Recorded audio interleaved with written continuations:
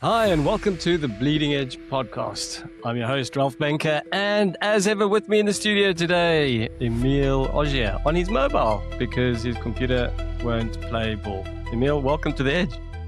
Thanks, Ralph. I don't think it wants to play with his feet wave, but thanks for your patience. I'm here, ready Right, to so go. that's good. I'm not putting on a jacket today because it is cooking in Spain, and it's obviously cooking in London as well. And the AI news is even hotter. I don't know what happened, but all kinds of crazy stuff has made it onto my news research reel for this week. So let's dive in. It's a cooker. Actually, first thing, I don't know, I might just start with the jokes just to give us something light to laugh at. And I will warn you, as ever, we have still not achieved super intelligence as measured by my AI joke writing skills. So don't worry, everybody. We are still very much safe. And the only problem is I actually now cannot find it. So here we go. Are you ready for this, Emil? Yeah, your bleeding edge joker meter. Let's go. This is it. So for a decade, Meta's entire personality was we give the weights away for free. This week, they shipped their first pay-to-use model with $20 of free credits. Even Zuckerberg figured out the first one's always free. I don't know what that's about. It's not funny. I mean, it's funny that Meta has actually released its first paid model. A bit of a reverse there, but obviously he's got Alex Wang on the job trying to figure out how to make money out of all of this. So they have followed everybody else's model, and I think very interesting because they are incredibly competitively priced. I will have to give it a go and see if it's even worth the money. So I would be very happy to spend your $20, Mr. Zuckerberg, and I will do so this weekend. The next one, OpenAI's new voice can listen and talk at the same time, so it never waits its turn. Now it sits in your meeting room going, yeah, that's right. They spent $1 billion and built the coworker who agrees with everything and contributes nothing. Yeah, Claude is that's quite a burn on OpenAI's new feature, but I've really enjoyed my chats with ChatGPT, to be honest. So if they've made it better, then I quite look forward to what that interaction might be like. Obviously, conversational engagements with the AI has always been a little bit difficult, but it's certainly getting better. So that's definitely one to try. Let's go for joke number 3. The government took Anthropic's most powerful model off the market for 18 days over one jailbreak. It came back with an official rubric for grading how severe jailbreaks are. They turned getting banned into homework. Dear, what are we? 9 years old. Right. Then the fourth one. Everyone keeps asking whether AI hits a wall on chips or data or algorithms. This week, $130 billion of data centers got blocked, not by chips, but by towns that would like to keep their drinking water. The bottleneck for superintelligence is a zoning board. God, it just shows how tragic. Are you aware what that joke relates to? Yes. Well, I think I am, but no doubt we can have a conversation. So clearly, there has been a lot of stories where data centers are getting blocked. And then the final one, still not funny, but here we go. Export controls were supposed to keep China years behind on AI. Their new model is 1 point behind ours and costs a fifth as much. So we kept them behind on everything except winning. And even the winning was on sale. Yeah, guys, you're never going to keep China behind. I mean, are you kidding me? These people have got the power, they've got the water, they've got the land, they've got the people, they have the intelligence, they are building their own chips, they are building their own models. What are you thinking? Stop fighting them. Collaborate with them. I have no idea what this, constant state of one-upmanship that we are all engaged in all of the time. But the only party missing from all of that is Russia. They clearly are not doing anything with AI or in a alphabet that we can understand. So otherwise, no doubt we'd be having the same sentiment towards them. But not funny jokes, Emil. What do you think? No, well, that's not funny at all. Regarding the Meta joke, what's actually happened is they building their own data centers of their own. And apparently something about the data center, I'm guessing the heating combined with the water has led to a rare bacteria infiltrating the city's water system. So it's a pretty big deal.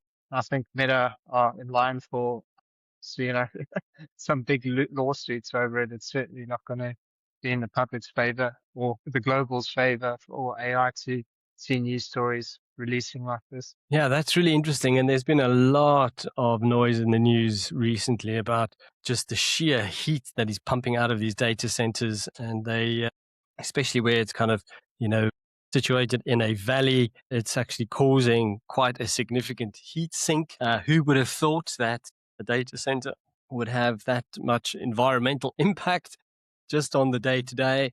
So we clearly haven't got it figured out. And I think this is going to have to be, a new area of innovation, because we cannot be cooling with the town's water and also taking up all the energy. So let's just set up all of our data centers in China, and then we'll be fine, right?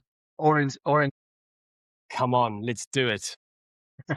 I need a holiday. I'm looking forward to going to a cool place. And covering what you mentioned earlier about OpenAI, and it's called GPT Live, and the way they're actually getting this achieved, for those that are curious, is called full duplex architecture, which is fascinating and it's very welcomed. It essentially allows you to interrupt the AI model when it's not speaking in ways you like, specifically when it's being too sycophantic towards you or just rambling on, not getting what you need. And there's some wonderful ads with OpenAI covering it, a whole lot of grannies, enabled AI grannies talking to their AI agents, interrupting it, knowing what, you know, being very forward with the AI model, telling it, putting it in its place, and it's quite welcomed. I think people are going to enjoy that conversational banter, keeping the proper cadence of the exchange of communication going. Yeah, full duplex chat GPT voice, I think is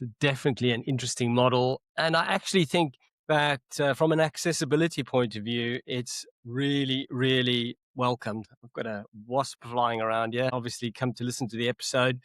So you see me bouncing my head around because I'm trying to move out of its way as it whizzes past me.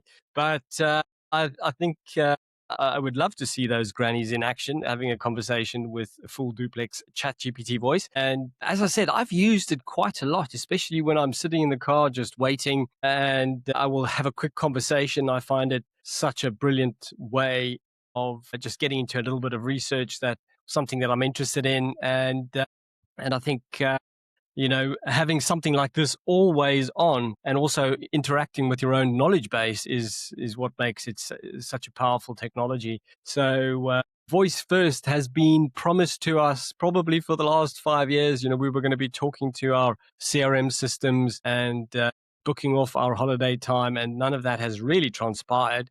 One of the reasons actually is that the security related to voice first systems is a bit complicated. Pretty much anybody can clone your voice and go in and instruct systems to do things.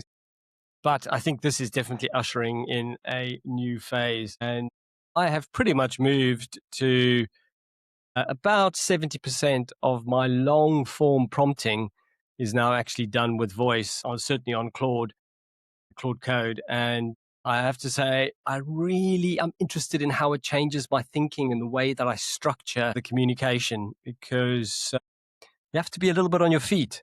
What do you use, Emil? Are you using voice? All the time, especially with Claude. It works so well, better than Whisperflow. Whisperflow is amazing, but you need a good machine for it. It takes up quite a lot of processing power. So if you have that power, I fully recommend it. It forces the future. It's just so much quicker to get development work done and work through your specs, etc. But I'm still a fan of reading. I like to read and I like to speak. So multimodal in that direction, if that makes sense. I don't want the AI speaking back to me. I find it too slow. But in the reverse, it's quicker to input by voice. Yeah. Yeah, we did a very interesting thing some months back. Actually, Tony connected Claude Code up to 11 Labs and had it speaking back. And so we would be sitting there basically talking to it, and it would then talk back to us. The only reason we stopped it was it used up all of the 11 Labs tokens, and we didn't get back to basically refreshing that. So Anyway, but we digress. We should be going through the news. So I'm going to go really quick through this.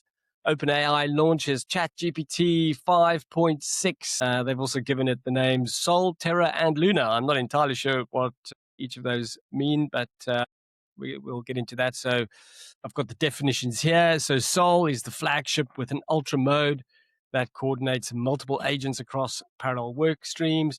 Terra is balanced everyday use. And Luna is fast and cheap, reportedly post-trained with Sol's help. So they've basically shipped to ChatGPT Work and Codex and the API. So basically what we're seeing is that everything is now really consolidating into one app with ChatGPT. I believe they've also dropped their Atlas browser. So that basically had a sunrise and then a very quick sunset. And what is being reported, I haven't given it a go yet, but Sol reportedly a third of the cost of Fable. So that's a lot. People have been talking that ChatGPT 5.6 would be at the level of Fable. I need to check the benchmarks in that, but being a third of the cost is already much better. A bit of a UX backlash from Codex power users because they've obviously gone and dropped the Codex into the desktop app. And I've started using all of them really. So I'm now back on as a ChatGPT subscriber and also using Codex and really enjoying that. I'll talk a little bit more about that use case. The second story was that full duplex ChatGPT voice. I'm not going to cover that again, but we will definitely be talking to it. Maybe we'll invite it on the show. I've had problems basically recording AI voices on the podcast, which is kind of one of the reasons I haven't done it more recently. But I think I'm going to take another look at solving that because it is so funny. And I'm sure that will make for a great episode. So, story number 3, SpaceX AI ships Grok 4.5 and it matches Opus. It's trained alongside Cursor. Obviously, SpaceX have purchased Cursor. So that was the deal we spoke about last week for 60 billion. And now obviously they've pushed Grok 4.5, which is billed as their strongest model for coding. Definitely one that I am also going to give a go with. I'm currently testing Kimi, one of the Chinese models for coding, and absolutely loving it. So I'll share a little bit more about my experience there when we get through this news. And fourth news item, Anthropic expands Claude Cowork to web and mobile. So obviously, Claude Cowork is this kind of knowledge work agent that was basically desktop bound, and they've now moved it to the web and to mobile. So I think that's really good because I actually picked up a new phone, which is one of these things that basically opens up to be a tablet. And the reason for that is the mobile capability of these AI tools is now getting to such a level that actually you can be incredibly productive on the phone. You could already be pretty productive, but what I'm reading and what I'm seeing is that there are almost no limitations now to what you can crack on with. And that just means, as my wife says, now you can work yourself to death while you're standing in line at the check-in counter. Such is the sadness of my life. But there you go. I love it. I'm not going to stop. I got stuff to do. So, yep, I'll be doing that. If you see me in line, I'll be coding something, I'm sure. The news story number 5, Fable 5 and Mythos 5 are back. And what a terrible experience I have had with Fable 5. What a wonderful model, but it absolutely destroys your tokens. And I made a mistake, which really cost me. So I will be sharing that story as well. And I guess this isn't necessarily new news because it was out last week already. But of course, they have extended it. So I think until June 12th. So we've got a couple of days left. Sunday. Yep. So I know what you'll be doing with your weekend, and I will dip my toe very tentatively just to get the most out of the next 2 days. But I will be more careful than I was last week, I can tell you that much. And then obviously we've got Anthropic Claude Sonnet 5. So this one is a bit controversial for me personally. I'm not entirely sure what you're finding, Emil, but Sonnet 5 is obviously, was the precursor to Opus. It's a much cheaper model than Opus, and it's reported by Anthropic as matching or beating it on coding and agentic tasks. But What I'm seeing out there is people are saying, well, it takes a lot more turns to get there. It's not as smart. Basically, ends up costing you the same or more. Why would you use Sonnet when you could just use Opus? So, don't know what you think about that one, but it would be good to have a conversation as to what you've been seeing with Sonnet. Yeah, I can step in now, Rob. I certainly am not seeing what the hype's about. I did work alternatively on Sonnet and Opus 4.8. I'm not seeing the benefits. And with thinking mode on, which is by default, by the way, it absolutely burns through your tokens. I'm not seeing like superior results. My personal experience on a couple of projects I've exclusively worked on Sonnet with is it has been more turns. So I switched off adaptive thinking after, scouring the internet.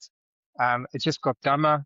Um, it did save a lot of tokens, but I wasn't getting what I needed to get done. So I just invariably switched back to Opus 4.8.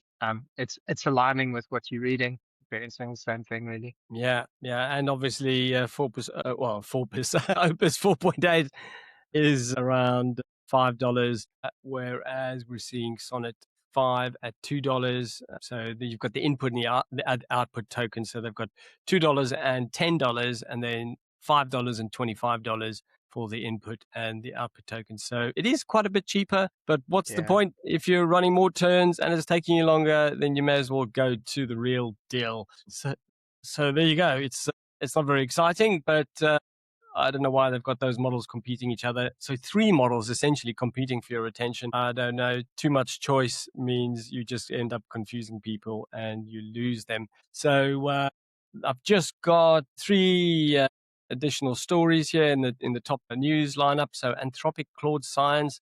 This is Claude code for the lab bench. The They basically got 60 plus scientific databases, multi-agent with continuous reviewer agents, basically going away and doing your research. It's running on NVIDIA Bio NEMO integration. There's a grant program where you can basically get up to 50 projects, $30,000 in credits, and you need to apply by July 15th. So guess what? I will apply. They, much like Sakana, they probably will not answer me back, but you never know.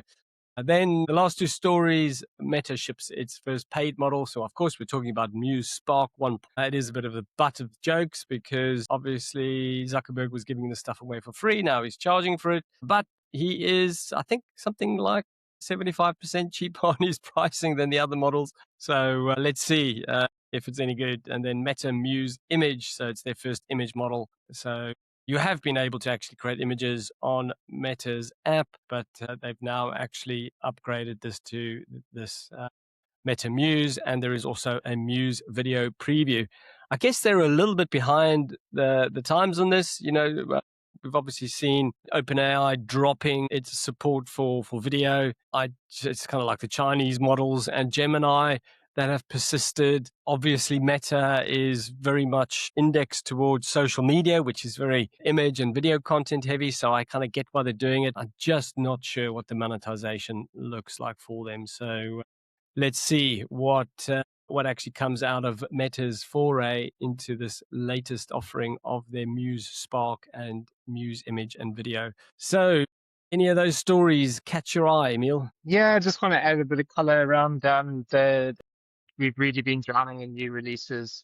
Just a little bit more information going some of those models with Chat GPT 5.6.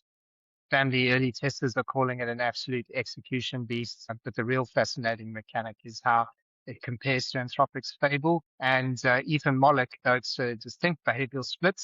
He's liking Fable is highly agentic, preferring to take on a prompt and go off to work on its own pace, while Soul acts more like a paired collaborator working alongside you in foster sequential back and forth steps. So I hope that's of some help to us.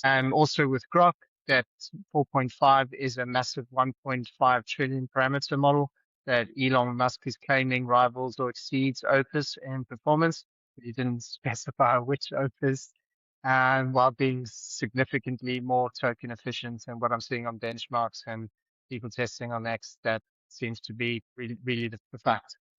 And lastly, on Meta News, which you mentioned, well, jumping straight to to number 2 on the leadership boards, just behind GPT Image 2. So that's a pretty big deal because that's phenomenal in itself. Using a reasoning first approach that actually allows the model to self-refine its generations during chain of thought. And just circling back to your original raised points on Terra, Sol, and Luna, those are just reference to our celestial objects, Terra being Earth, and as you guessed it, Sol, Sun, and the Moon being the others. Yeah, yeah, that's really quite interesting just in terms of Grok kind of making it back into the party and Muse coming in at number 2 in the list. I think that's a really strong showing. It would have been better to be first. I think they've taken such a long time to bring something to the table. But anyway, it's a good, honest placing, I would say. And the wonderful thing about all of this is obviously we don't just talk about it on this show. We actually use these tools day in, day out in my work. It's mainly Claude Code at the moment with Gemini 3.5, in terms of client work. But what I have actually also done over the last week, I was getting really upset with Claude Code and specifically Fable 5. So I think your point about Fable 5 is really well made. It really is a one-shot prompt tool. It just wants you to give it one big problem, and then it just wants to go off and work through it. And so I think the best way of using Fable 5 is to actually spend a little bit of time thinking about the hardest thing that you can give it to do, something like reviewing, your entire code base, strategy, auditing something. And then I would again use a prompt generator. So build your own prompt generator skill, use the documents that Anthropic have got available that tell you exactly how to prompt Fable 5 and then just run the mother of all prompts. The minute it finishes, hand it over to your next favorite model to actually work through the detail.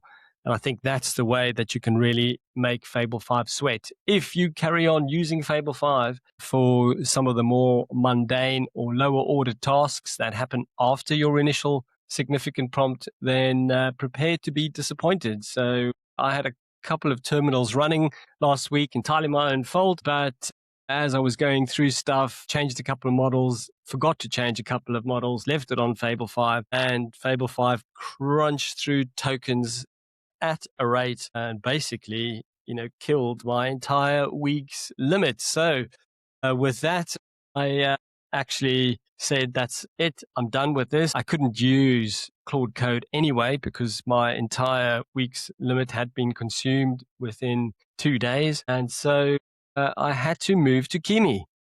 And basically what I did was I set Kimi up to talk to Claude Code. I paid for a couple of extra tokens and used Claude as the harness, and Claude Code continued to be the architect and the orchestrator, but all the heavy lifting was actually done by Kimi. And Kimi is obviously a Chinese model. It's incredibly cost efficient. 256K in tokens, so it's certainly not got the capacity of Claude Code and some of the other models out there.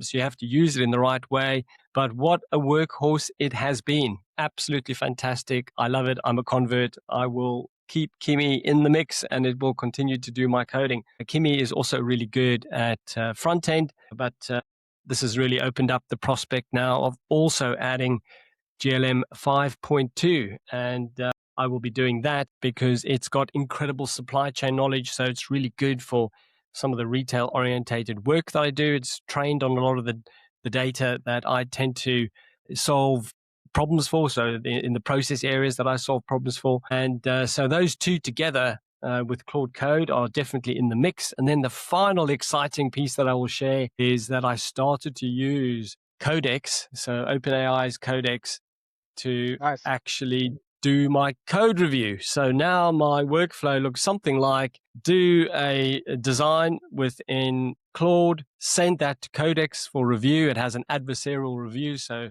basically, Codex is trying to find the holes and the gaps and the reasons why not. It basically runs a consensus gate. So it only moves forward when they both agree. Then at that point, Claude hands it over to Kimi, and Kimi does the coding and then hands it back. And at that point, I will do another quick code review with Codex, and it has really meant that the quality of coding and the issues and bugs are in many cases really being preempted. So the funny thing is, I have to have a good chuckle every time I get a message from Claude going, wow, Codex has really earned its keep. Just look at what it's found. And that's been an absolute delight. And I guess the last story about all of this is, I think for the first time, I've breathed the sigh of relief that I am no longer a one LLM, developer, consultant. I'm now using all of them in a very dynamic way, and it's made me so much more confident in the work that I'm doing. So I can highly recommend this kind of setup. I will no doubt be publishing a deep dive article on the Bleeding Edge companion website, so you'll be able to follow some of that instruction yourself and give it a go. But I think this multi-agent, I would say multi-LLM setup is definitely something that protects you from some kind of vendor lock-in, but also getting them all to work together means that you start building a context engine, a memory setup that actually, is able to keep all of them in check. And that is incredibly powerful. Yeah, congratulations, Rolf. That's an excellent move. And I'm going to anoint you with a new title that the industry hasn't heard of before. And you've officially become a forward routing engineer in my eyes. So well done for that. Yeah, it's actually been a long road, and I've had a lot of kind of self-doubt as I've been kind of moving through it, just wondering if it's all getting too complex. But I have to say, the way these tools are able to communicate with each other and collaborate, it's surprisingly good. And actually, it unlocks just so much potential.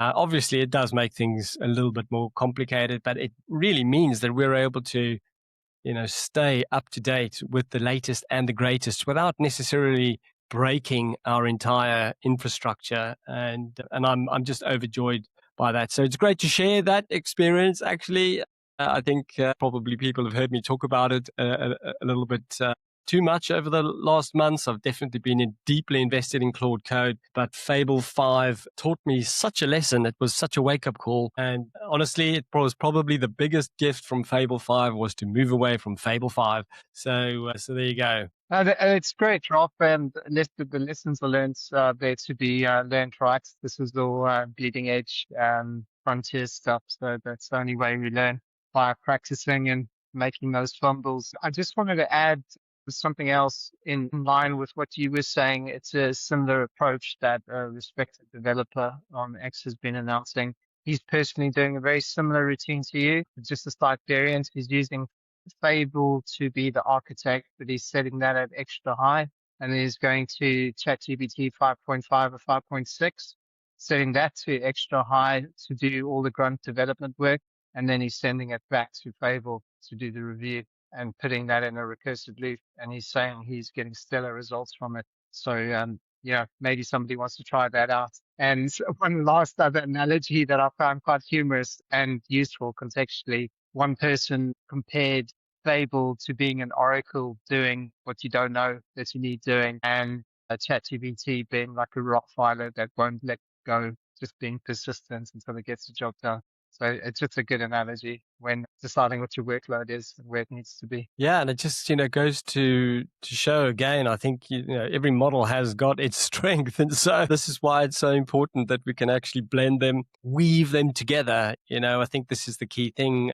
These vendors probably don't want that, but ultimately, I think it just creates for a much stronger ecosystem to weave them somehow into your workflow. And I think, to make sure that it's not static, this is really the key thing. We need to be able to bring the best of into whatever the work is that we're doing. So I'm very excited to also bring Muse in. I think one of the other kind of ongoing test beds that we talk about on the Bleeding Edge podcast is the live application of all of these models to San Carlos Records project. And obviously, that project is where I've set up 23 agents to run an AI native record label. I am very happy to report that in the last week we have had something like 8,000 new listens. And at the moment, I am sitting here on the SoundCloud dashboard, and there have been 27,286 plays, which is hugely exciting. And the new albums that the AI native label has created are absolutely crushing it. I'm even getting some really good feedback. The last one that I had, I'll just read it out because it really made me feel good. It was something like, "This tune is an absolute banger. Well done. And Excellent.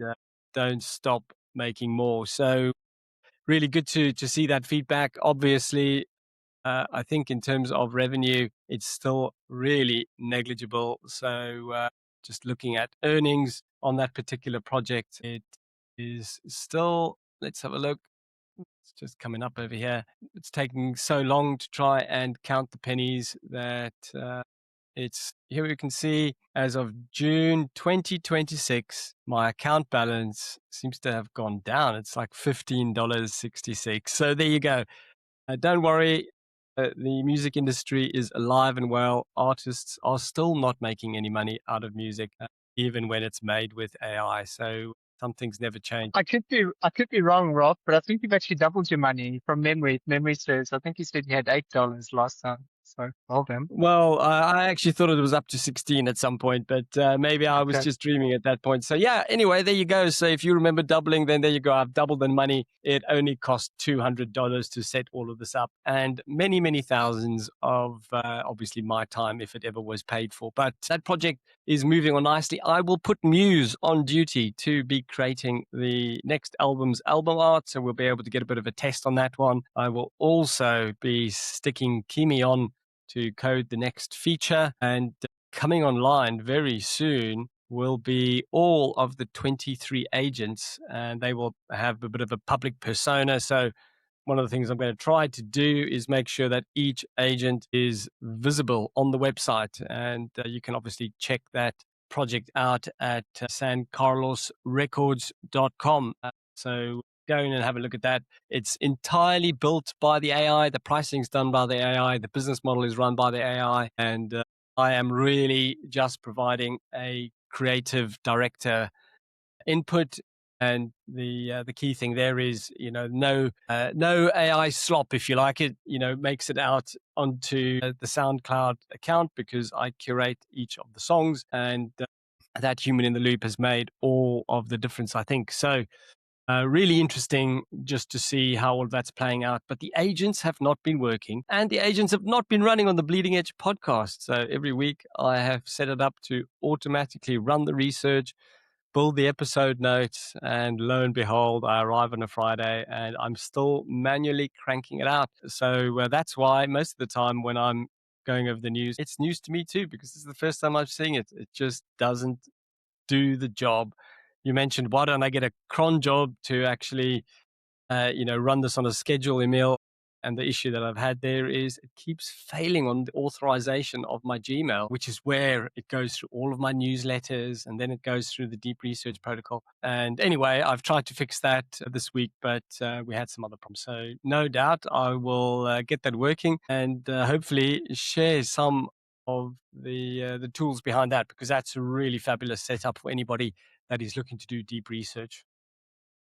Oh, that's great. And on your Rob mentioning Asian models, I did want to touch on this point because it's I think it's there's a lot of news with AI, but for me personally, I think for the markets, the story that's unfolding for open source is a significant one, and I am somewhat concerned over it. The whole Fable thing has triggered a chain of events. So with China is reportedly now exploring stringent national security measures to block the overseas distribution of its premier open source AI models, fundamentally shifting AI from a consumer product to a sovereign asset.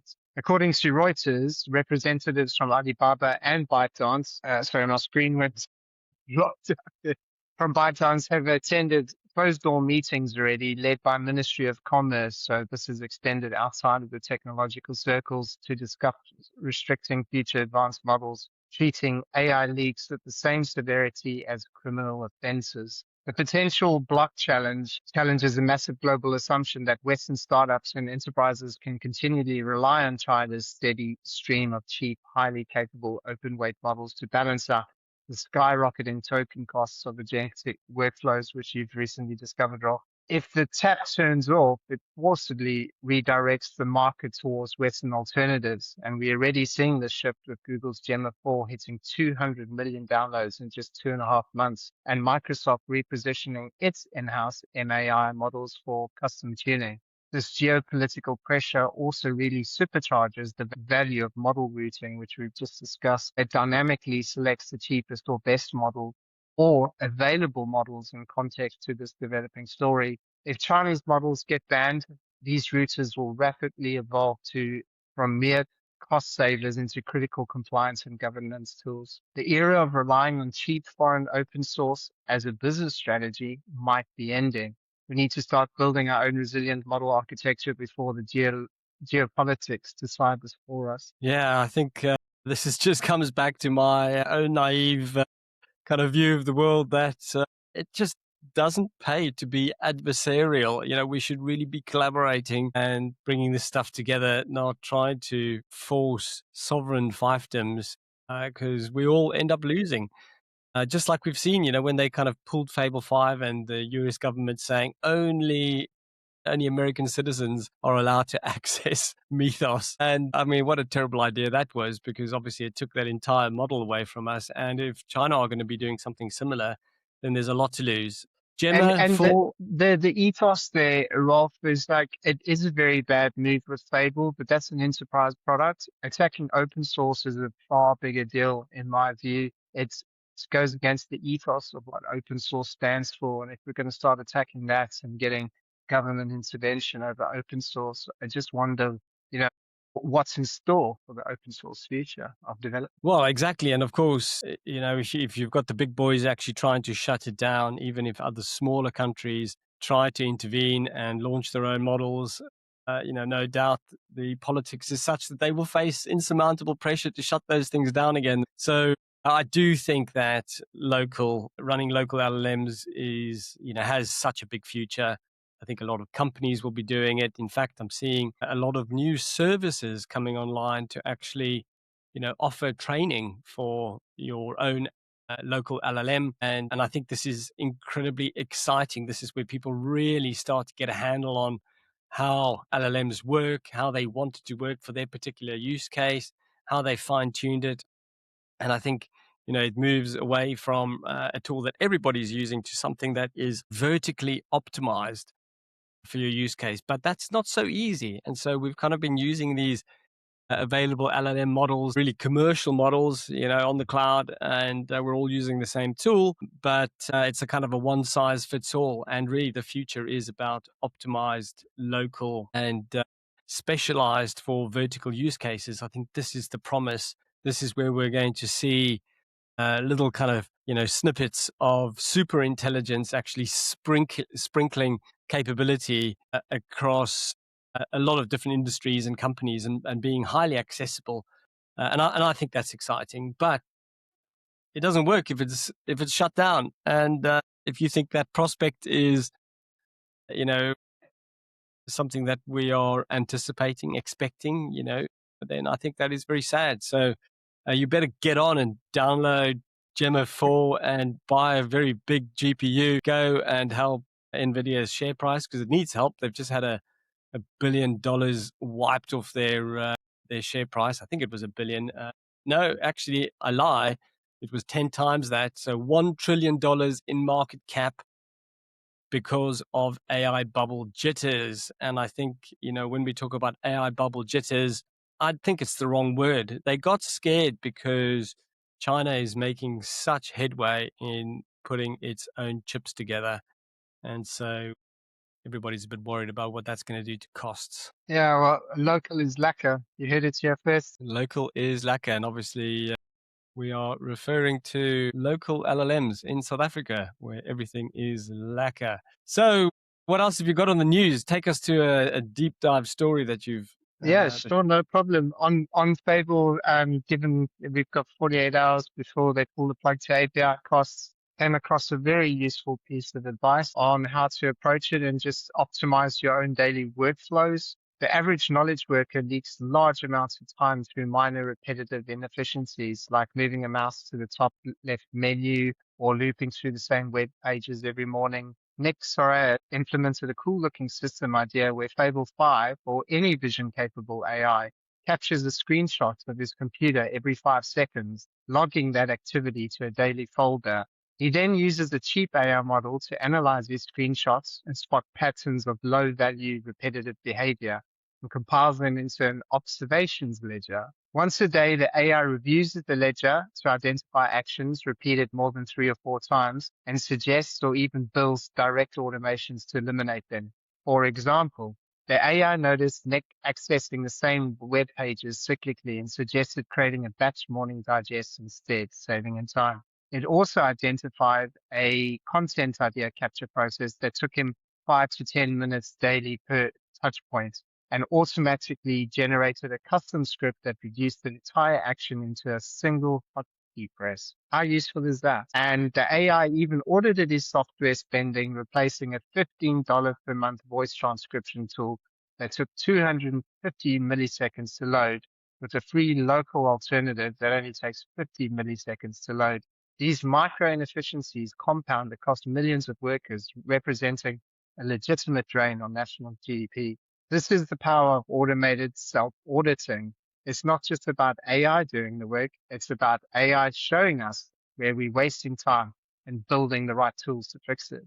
And this idea could be expanded into other domains such as health, like correcting your posture while you're working at your desk or helping you improve your body language. The world's your oyster. yeah, I think that's kind of what Meta were doing with the employees that they fired, right? They said we need That's to true.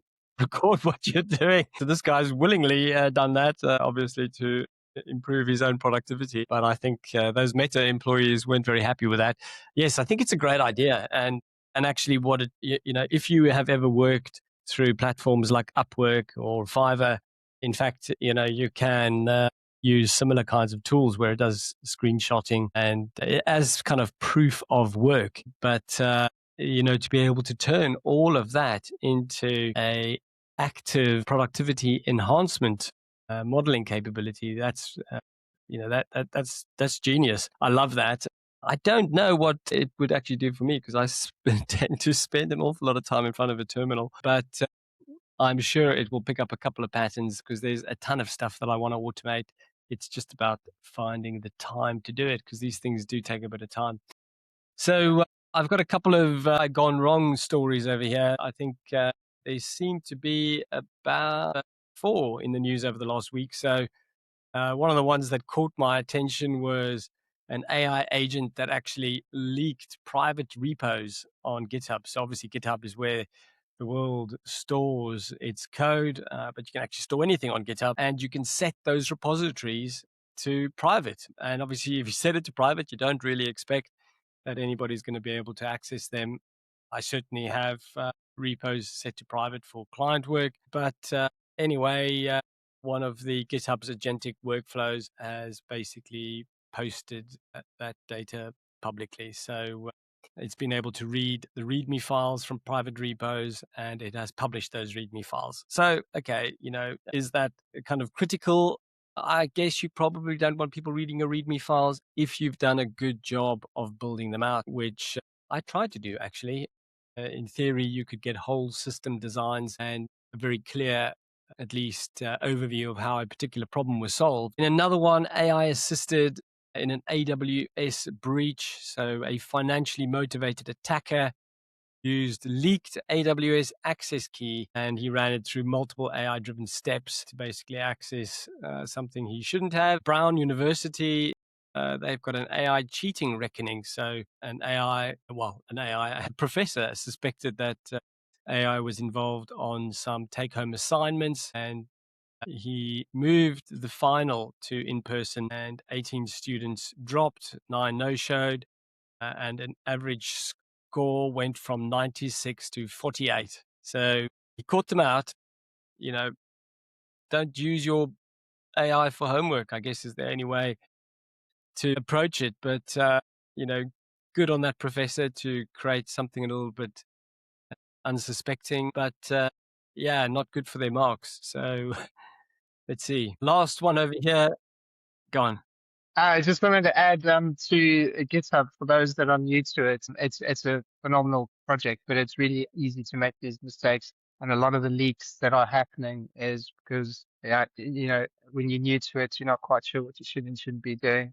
And inside of GitHub, there's something called git ignore that you should use for your API keys in your README files. You effectively telling GitHub what to not publish as public domain. That's really helpful. And the second aspect in approaching things, when you have a development project folder, keep that private and create a separate repo for what you want to publish to the public. So it's the same project, but separate what you want people to see and what you're working on for development. Yeah, and obviously GitHub is really good when you want to start building up your portfolio of AI projects, which you might want to share with prospective clients or employers, or even just your mum. I've tried to show my mom my GitHub repo, but she says her eyes are bad. So maybe that's just a kind way of saying, I don't know what you're talking about. Go away. And Bless. then AI gone wrong. I'm not entirely sure if this is an AI gone wrong, but Cloudflare run, I don't know what, something like 50-60% of the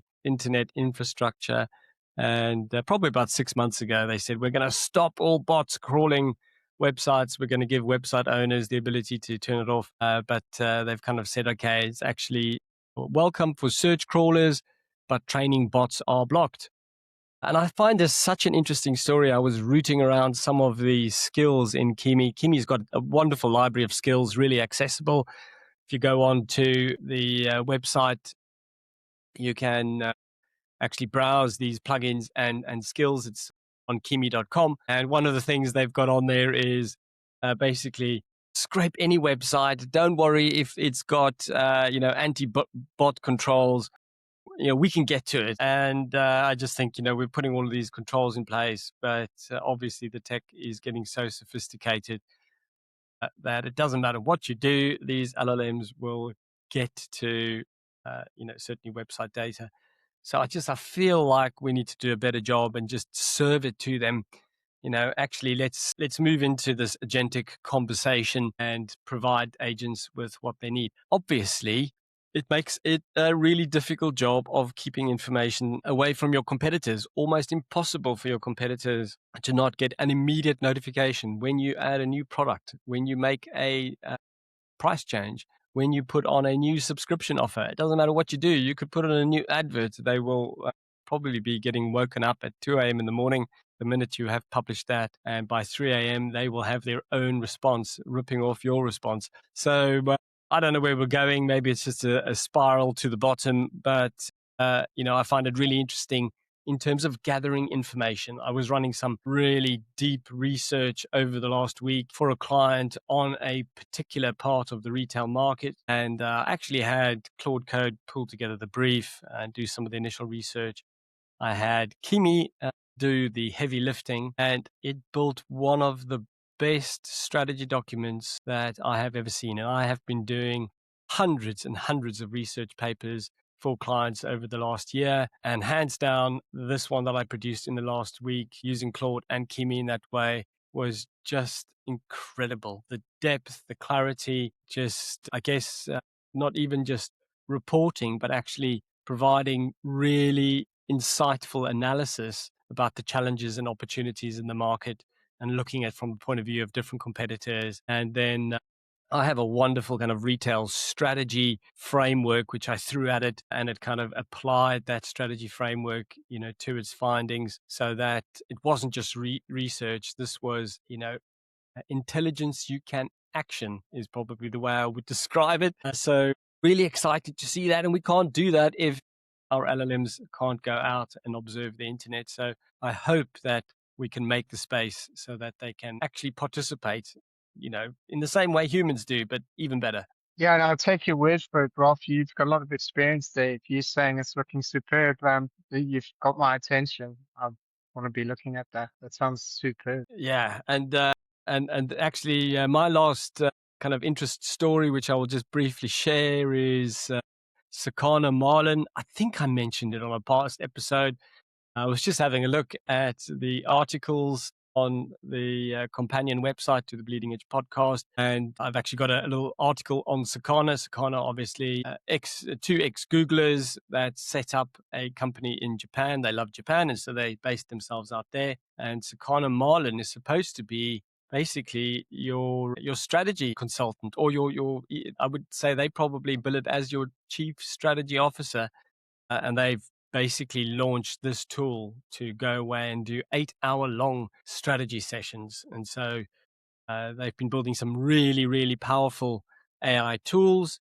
Sakana Marlin came out probably about a month or so ago. You can pay about $60 to have one of these runs on a particular issue that you're concerned about. Obviously, it's going to do 8 hours of work, so make sure it is the biggest problem you can solve. You can also apply to have one free go. I did apply.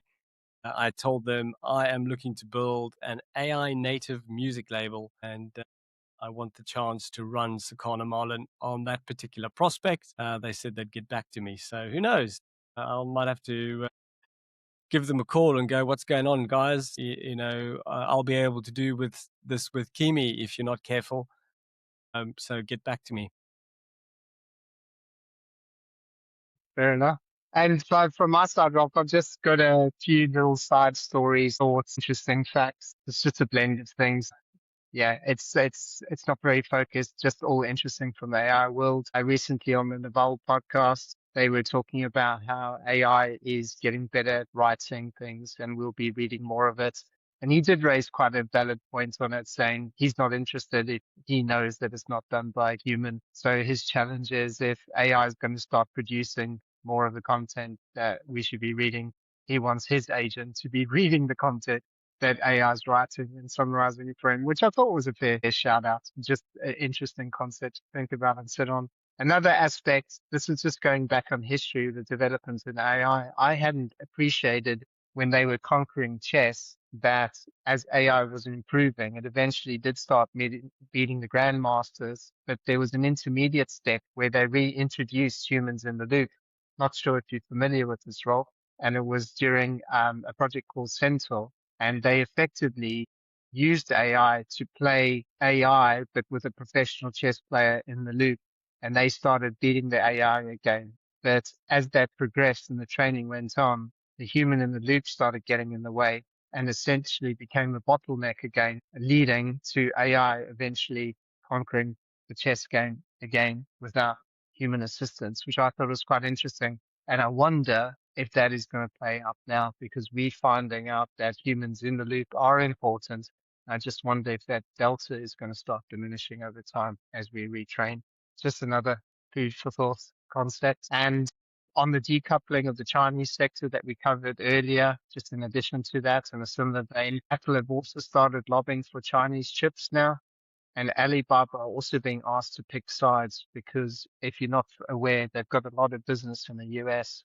And the blacklists have increased from 20 only a few years ago to 188 instances now in the latest June restriction. So this really is a developing story and one to watch. And lastly, just on a humorous note, with Zuckerberg announcing News Spark 1.1, he actually posted this on X. And what is particularly interesting for those not aware is the last time he posted on X was in July 2023. So I'm not sure if it's because of desperation or he just wants to get the message out.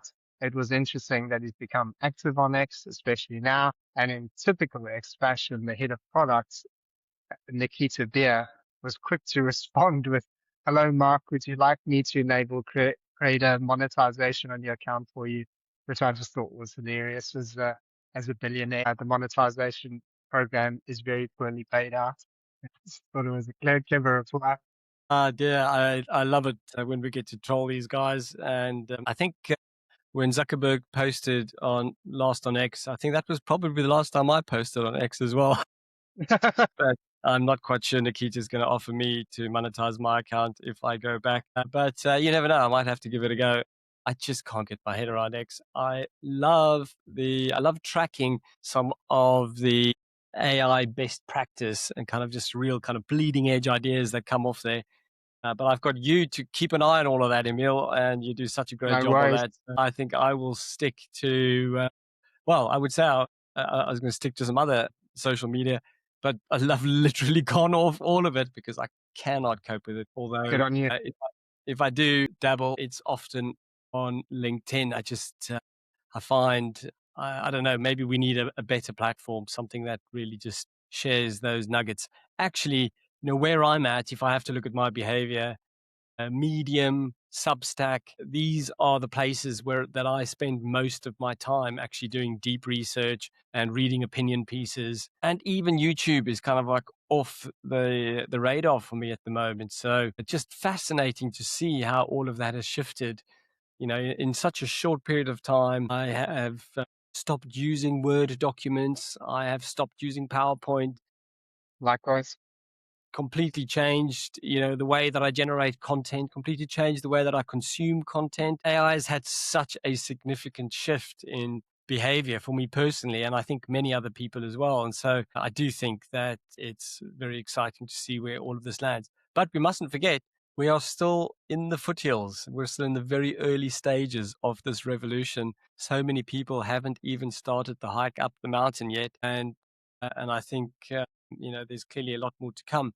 And one of the things you made me think about a new story that, well, I say new story, a new capability that Alibaba have just launched, which is their Alibaba Quen forecasting world model. And this is really powerful because it's a model that, on the basis of some real data, it's able to forecast what will happen next. And the reason I bring it up is because with one of our clients at work, we've actually just launched this. One of the things that we do at Nextsite is we actually gather real information. These tags on garments, and when people pick up the tags and they go to fitting rooms and the like, it is all visible. We can have a 3D model of how stuff moves around and what decisions people make, much like you can with e-commerce. But obviously, this is in a real store. But the cost of setting up a store is massive. You've got to put all this infrastructure in, all the readers, all the tagging. And what we've now found is that using the model from the few stores that you might set up, you can actually predict very similar behaviors in the other stores, which helps you to kind of find where the same patterns are playing out and where maybe the same issues and opportunities exist. And then, of course, apply the same solutions as those stores that are all wired up. And I think this is kind of the next area of evolution. So just thought really fascinating story of Quen actually launching this model. And obviously LLMs are all about predicting what you want to see. They've really kind of been text predictors. So this is going beyond that, and it's actually predicting outcomes. So that's definitely one to watch. I'm excited for it because I think it actually has a role to play as we start crunching really massive amounts of enterprise data and actually trying to forecast what it means for the future, but also for other stores. So it's an exciting moment. I think next week I will also be on the Retail Innovation podcast, and I'll be sharing an update on that of all of the goings on in the world of AI, but also applying it to some of these retail cases. So there you go. We'll be predicting the future. So maybe in the future, you'll be coming on the Bleeding Edge podcast, and we'll be sitting here telling you what the news is going to be next month. It's, to, talking about what happened yesterday, it's just history. We're going to be talking about future history in the making. And to your point, Rob, we've moved forward from predicting the next word in the sentence to predicting the next intention. Yes. And I think, coming back to one of the models that we discussed in a past show, something that kind of came about in a conversation with us. We went from kind of prompt engineering into context engineering and then into memory engineering. I think, we are rapidly now approaching the stage of reality engineering. So then intent engineering actually turns into reality engineering because, these conversations that we have with the LLM are really all about intent and understanding what the underlying outcome is that we really, really want. Do you really want this information, or do you just want the outcome? And I think that's kind of fascinating, especially with these forecast capabilities. And one other story, I nearly forgot about this, but we've had the first operation by a uni robot on a live pig. And so No way. actually, yes, yeah, Unitree. So Unitree is a Chinese company that makes robots. You've probably seen them on TikTok or YouTube because they're the ones that they've put in boxing matches and they kind of try to box each other, then fall over their own feet. It all looks very tragic, but apparently operating on a pig. So they reported the pig was alive when they started the operation. I'm not sure if it was alive after, but it's reportedly the first, of its kind, just in terms of a robot that you and I can afford. So the joke that my AI research protocol put together was, for the price of a secondhand Corolla, you can now buy a Unitree robot that can operate on your pig. That's incredible, as long as the metric wasn't measured by slices of bacon. But yeah, no, that sounds amazing. I hope it removed the right piece of bacon. So anyway, maybe we'll do a deep dive article on that. I think with that, that's a wrap for the show. So we've had some giggles, we've had some laughs, entirely of our own making. This show brought to you by two humans talking about AI, and the AI is probably talking about us somewhere. Just wondering why we are so slow, but therein lies the beauty of human communication. Thanks, Rob. It's been great. Thank you to you and for your stories, and we'll see you on the edge. Adios.